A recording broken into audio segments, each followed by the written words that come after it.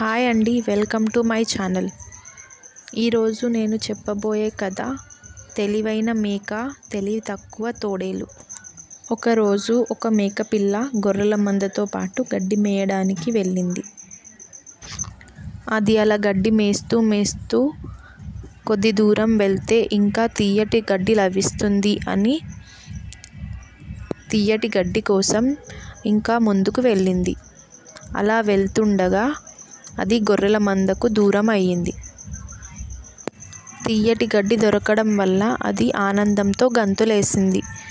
ఆనందంలో దానికి దగ్గరలో ఉన్న తోడేలుని కూడా పట్టించుకోలేదు. చూస్తూ ఉండగానే తోడేలు దగ్గరికి వచ్చేసింది. దానికి చూసి భయపడి అక్కడే ఆగిపోయి ఇలా అంటుంది: తోడేలు, నేను ఈ తీయని గడ్డిని తింటే నీకు తీయటి మాంసం లభిస్తుంది అని చెప్తుంది. ఆ మేక మాటలు విన్న తోడేలు సరే అని ఒప్పుకుంది. కొద్దిసేపు తర్వాత మళ్ళీ తోడేలు దగ్గరకు వచ్చింది. తోడేలును చూసిన మేక ఇలా అంది: నేను అటు ఇటు గెంతులేస్తాను, అప్పుడు నన్ను తినడం నీకు కష్టంగా ఉండదు అంది. అందుకు తోడేలు అంగీకరించింది. అలా గంతులేస్తూ ఉండగా మేకకు ఇంకో కొత్త ఆలోచన వచ్చింది.